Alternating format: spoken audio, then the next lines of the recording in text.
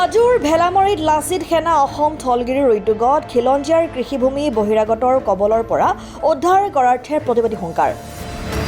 হাজোৰ ভেলামাৰীত লাচিত সেনা অসম থলগিৰিৰ খিলঞ্জীয়াৰ কৃষিভূমি বহিৰাগতৰ কবলৰ পৰা উদ্ধাৰ কৰাৰ অৰ্থে প্ৰতিবাদী হুংকাৰ কাৰ্যসূচী অনুষ্ঠিত কৰা হয়।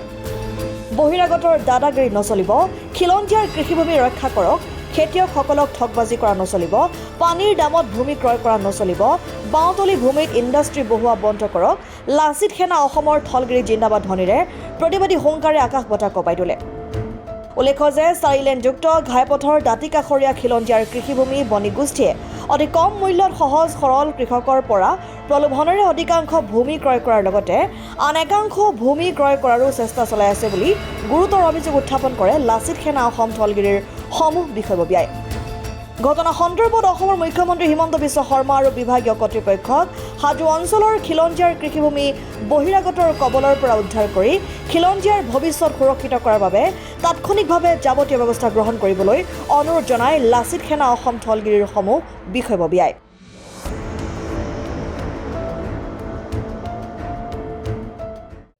নমস্কাৰ, আমি অসম লাচিত সেনা থলগিৰিৰ হৈ পেলাই আমি আজি যিটো উপস্থাপন কৰিব ওলাইছোঁ আমাৰ কৃষিভূমিৰ ক্ষেত্ৰত, যিটো আজি ইয়াত হাজো অঞ্চলত যিটো প্ৰব্লেম আমি ফেচ কৰিবলগীয়া হৈছে, যিমানখিনি ইয়াৰ 4 লেনৰ পৰা মাটি ছাইডত আছে কৃষিভূমি, সেইখিনি খিলঞ্জীয়াৰ মাটি।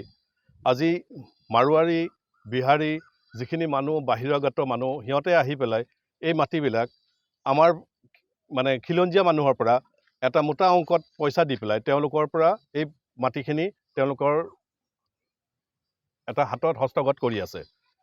আৰু আমি তেওঁলোকক সেই মাটিবিলাক আমি তেওঁলোকক দি আছোঁ অকণমান পইচাৰ কাৰণে, যে ভৱিষ্যতে আমাৰ কিমান প্ৰব্লেম আহিব, আমাৰ যিবিলাক নতুন প্ৰজন্ম আহিব, সেই মানুহবিলাকে কি কৰিব, একচুৱেলি আমাৰ মানুহখিনিয়ে সেইখিনি বুজি পোৱা নাই।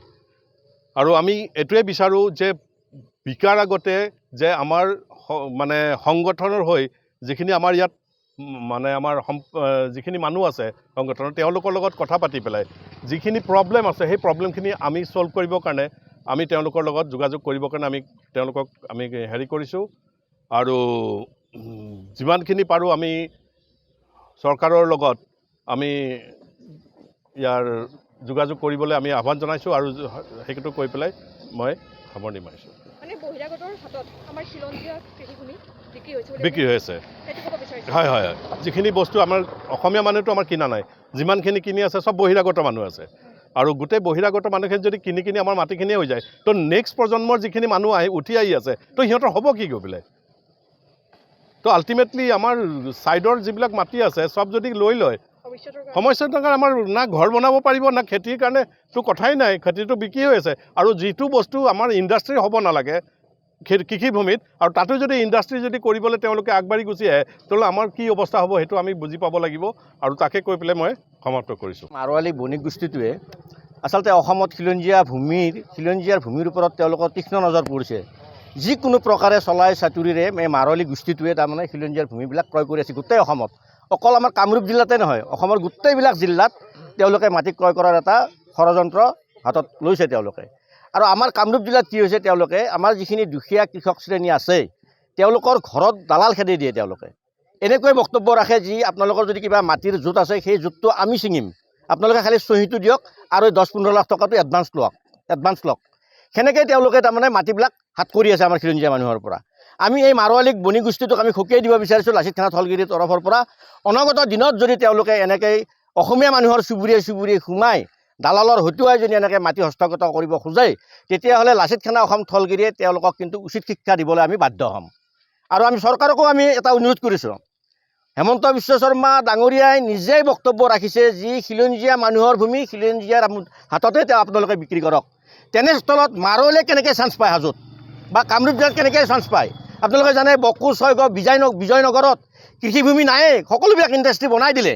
আৰু ঠিক তেনেদৰে আমাৰ উত্তৰ কামৰূপতো সেনে এটা ব্যৱস্থা লগাইছে মাৰোৱালী বণিক গোষ্ঠী আৰু দালালসকলে। গতিকে আমি দালালসকলকো কুৰিয়াই দিছোঁ, তেওঁলোকৰ দালাল সন্থা কবত যাব লাচিত সেনাৰ আগত। গতিকে তেওঁলোকে যাতে অলপ জাতিটোৰ কাৰণে অলপ চিন্তা কৰক, এই দালালসকলে জাতিটোৰ কাৰণে অলপ চিন্তা কৰক। মাৰোৱালী বিহাৰীত তাতে মাটিবিলাক গতাই দি ভৱিষ্যত প্ৰজন্মৰ কিয় তেওঁলোকে ধ্বংস কৰিব খুজিছে, ভৱিষ্যত প্ৰজন্মৰ ভৱিষ্যত কিয় ধ্বংস কৰিব বিচাৰিছে তেওঁলোকে? আমি ক'ত থাকিম, অসমীয়া মানুহে ক'ত খেতি কৰিব? গতিকে আমি মুখ্যমন্ত্ৰী মহোদয়ক আহ্বান জনাইছোঁ, তেখেতে অনতিপলমে এই বিষয়টোত এটা হস্তক্ষেপ কৰক। এই মাৰোৱালী বণিক গোষ্ঠী মাটি কিনা বিষয়টোত মুখ্যমন্ত্ৰী এটা হস্তক্ষেপ কৰক। ধন্যবাদ। জয় অসম। আপোনালোকক আমি এটা কথা অৱগত কৰিব বিচাৰিছোঁ, যিকেইজন মাৰোৱালীত দালাল হাজোত সোমাইছে আমাৰ হাজো সমষ্টিত, আমাৰ হাতত তথ্যমতে বিজয় শৰ্মা, অনুপ আগৰৱালা, বিজয় গুপ্ত, কোনোবা শ্যাম জৈন, প্ৰভাকৰ তেওৱাৰী, এইবিলাক মাটিৰ মেইন দালাল। তেওঁলোকে গুৱাহাটীত থাকে, কিন্তু ইমান সাহস তেওঁলোকৰ, অসমীয়া মানুহৰ গাঁৱত সোমাই মাৰোৱালীয়ে মাটি কিনিবৰ কাৰণে তেওঁলোকে সাহ কৰিছে। মইতো তেওঁলোকক চৰিয়াই দিম পালে। তেওঁলোক নন চেঞ্চ হয় এই দালাল কেইজন, তেওঁলোকে মানুহ চিনা নাই এতিয়ালৈকে।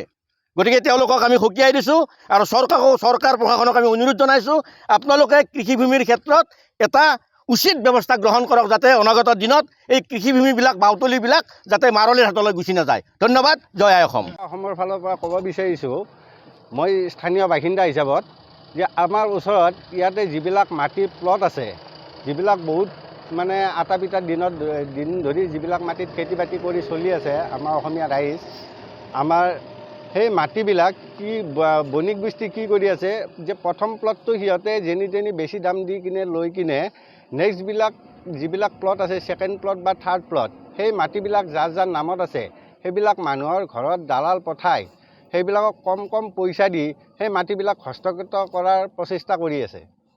গতিকে মই সমূহ আমাৰ হাজো অঞ্চলৰ হাজো চক্ৰ বিষয়া অন্তৰ্গত যিমান ৰাইজ আছে, সেই ৰাইজৰ যিবিলাক নেশ্যনেল হাইৱেৰ ওচৰত মাটি আছে, সমূহ ৰাইজক মই অনুৰোধ জনাইছোঁ যে এই মাটিবিলাক যদি কোনোবাই দালালে আপোনালোকৰ লগত যোগাযোগ কৰি আছে বেচা কিনা কৰাৰ কাৰণে, সেই তেখেতসকলে আমাৰ লাচিত সেনা থলগিৰিৰ লগত যোগাযোগ কৰক। আমি তেখেতসকলক সেই বহিৰাগত মাৰোৱালীসকলৰ পৰা সেই মাটি উদ্ধাৰ কৰিহে এৰিম। আৰু যদি কোনোবাই ভুলবশতঃ অসমীয়া ৰাইজৰ মাটি বেলেগৰ নামত কিবাকৈ নামজাৰি কৰি মাটিটো কিনিছে, তেতিয়াহ'লে সেই মাটি পুনৰ উদ্ধাৰ কৰাৰ দায়িত্ব আমাৰ লাচিত সেনা থলগিৰিয়ে সম্পূৰ্ণ দায়িত্ব ল'ব। গতিকে আমি ৰাইজক বিনম্ৰভাৱে অনুৰোধ জনাইছোঁ, বৰ্তমান কোনোবা দালালে যদি মাটি কিনাৰ কাৰণে যোগাযোগ কৰিছে, প্ৰথম আমাৰ লাচিত সেনাৰ লগত যোগাযোগ কৰক, আমি তাৰ ব্যৱস্থা কৰিম। যাব নিদিওঁ, এইটো আমাৰ লাগে প্ৰাণ যাব, কিন্তু আমি মাটি যাব নিদিওঁ। গতিকে সমূহ ৰাইজক অৱশেষত মই সংগঠনৰ ফালৰ পৰা অভিযোগ আমাৰ এতিয়া আমি ব্যৱস্থা কৰি আছোঁ, আমি ডিটেইলছ ডাটাবিলাক লৈ আছোঁ, কাৰ মাটি মানে চল চাতুৰি কৰি কোনে হস্তগত কৰিছে সেইবিলাক আমি তথ্য সংগ্ৰহ কৰি আছোঁ, তাৰ বিৰুদ্ধে আমি ব্যৱস্থা ল'ম।